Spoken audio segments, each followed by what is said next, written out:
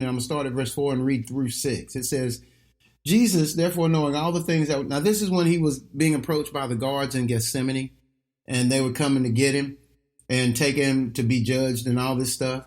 And it says, Jesus, therefore, knowing all the things that would come upon him, went forward and said to them, whom are you seeking? They answered him, Jesus of Nazareth. Jesus said to them, I am.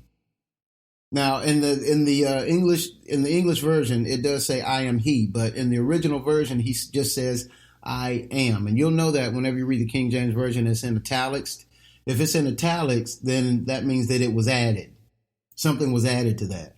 But in the original text, it just said, Jesus said to them, I am.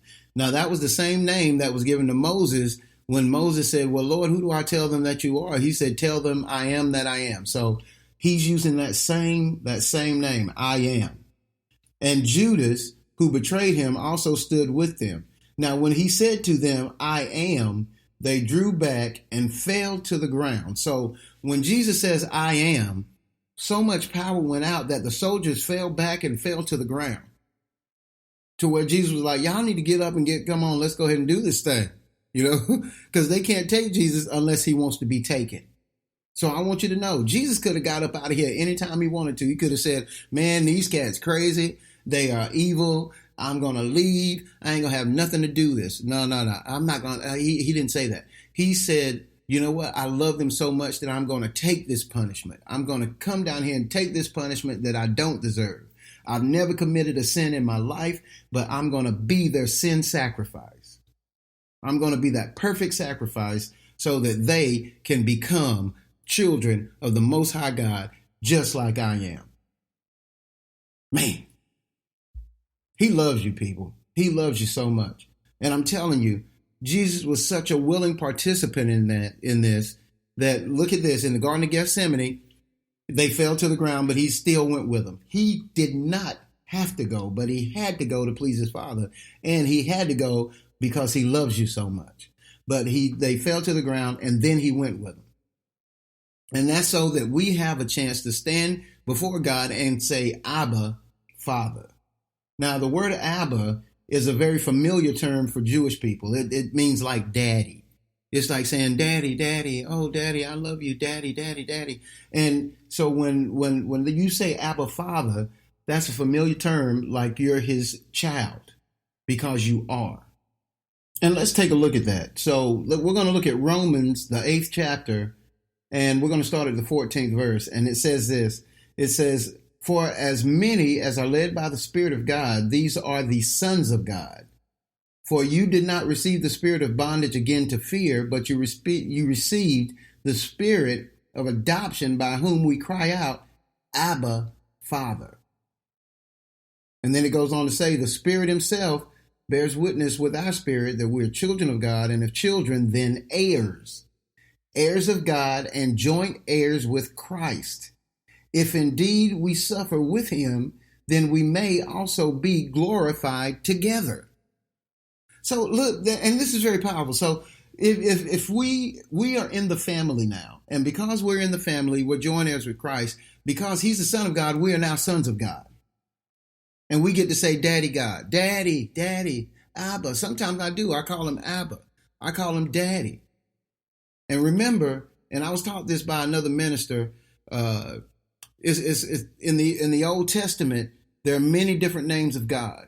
El Shaddai, you got Jehovah Rapha, Jehovah Benjanu. But then when Jesus comes, he only brought, and me and my wife were talking about this, he only brought one name. One name. That one name that he brought us was Father. He brought us Father. Because what does that name do? That name encapsulates every other name that he had in the Old Testament, that he gave us to use. And I'm not saying there's anything wrong with you calling him El Shaddai, because he absolutely is. Jehovah Jireh, absolutely he is. He is all of those names. But after Jesus came, it says right here that we have been adopted in as sons. We are sons. We get to say daddy. We get to say father.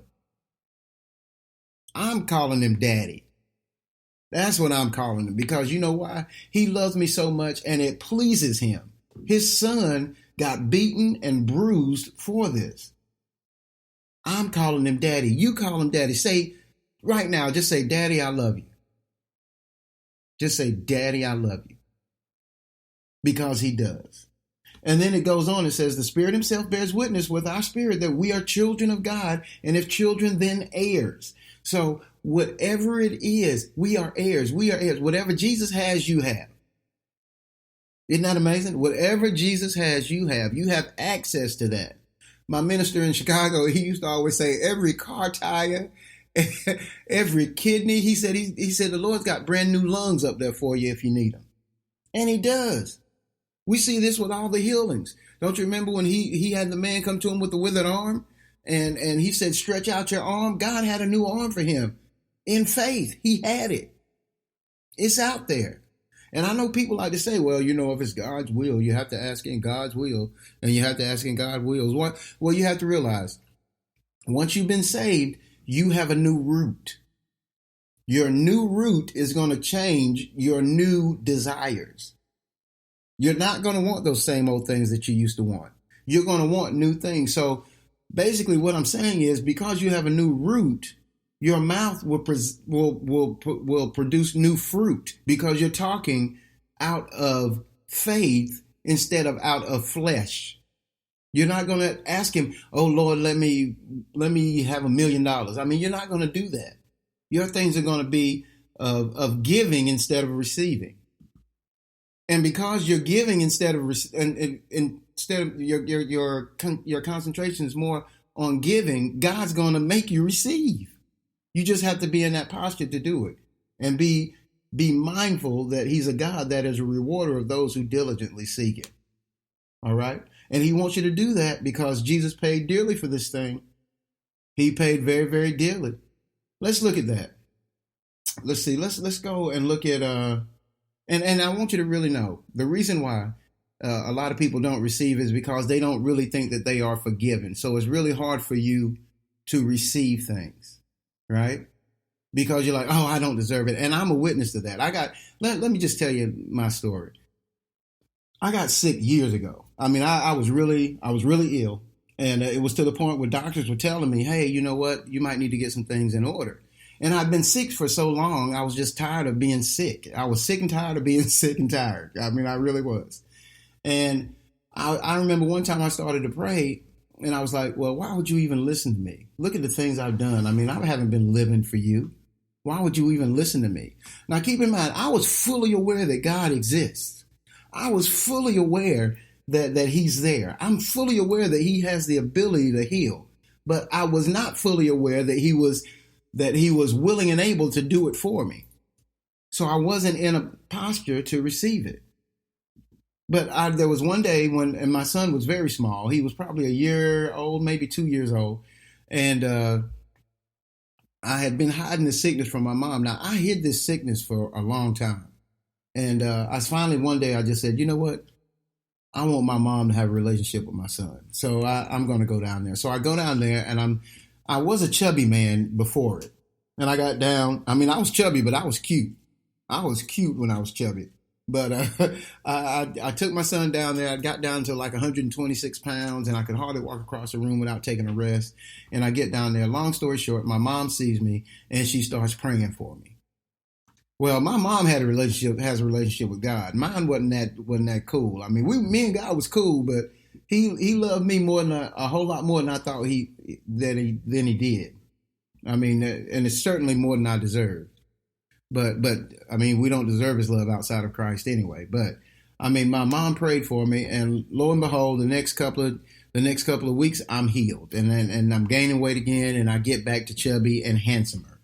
I mean, I'm better looking than I ever was. So we have to be in that posture to receive from him.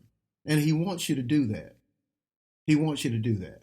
So what I want to do now is I want to take you into, let's see, where he's talking about his forgiveness for you.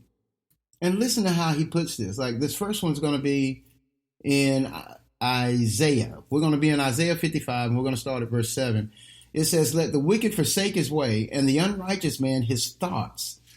let him return to the Lord, and he will receive, and he will have mercy on him, and to our God, for he will, and to our God, he will automatically and abundantly pardon. Let me restart that over again because I messed that up. It said, let the wicked forsake his way, and the unrighteous man his thoughts. Let him return to God, and he will have mercy on him. And to our God, for he will abundantly pardon. For my thoughts, and this is God speaking, he says, for my thoughts are not your thoughts, nor my ways, nor your ways my ways, says the Lord. For as the heavens are higher than the earth, so are my ways higher than your ways, and my thoughts than your thoughts. Now, this is quoted a lot.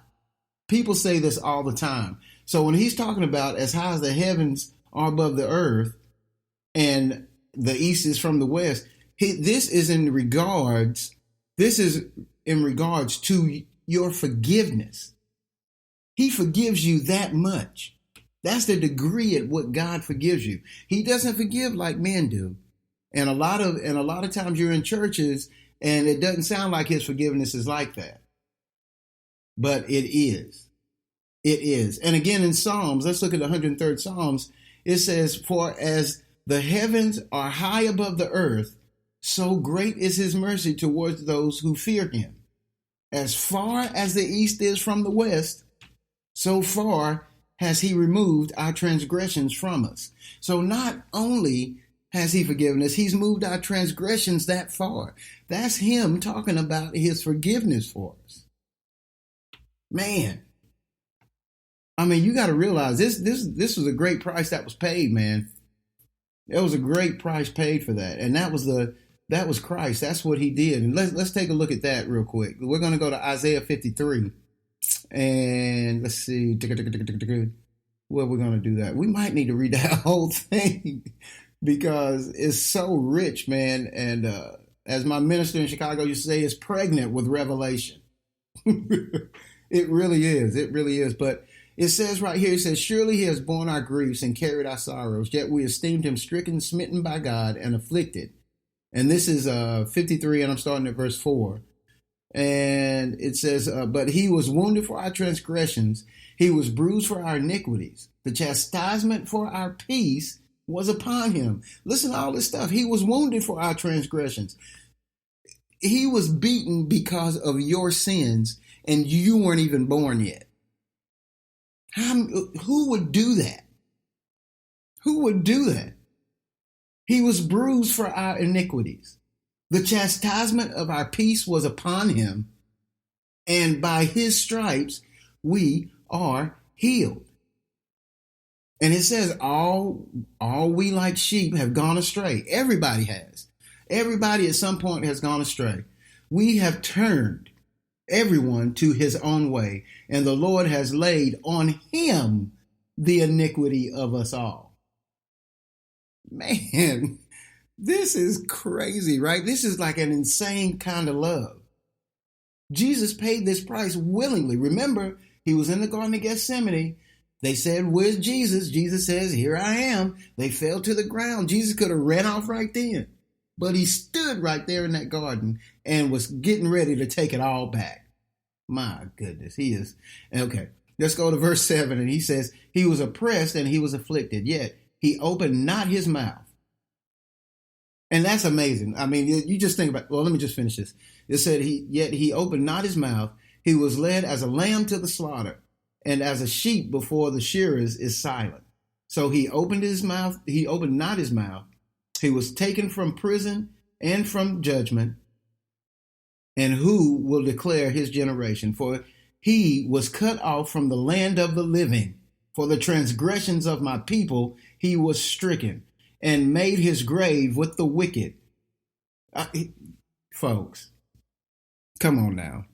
This is our Jesus. This is our Jesus who loves us. You mean to tell me this man doesn't love us? When we were at our worst, when the world was at its worst, when you're at your worst, when the world is at its worst, the worst person you know, Jesus, God, they want him saved. And he died so that person might be saved. Remember, Jesus hung between two sinners when he was on the cross. and one of them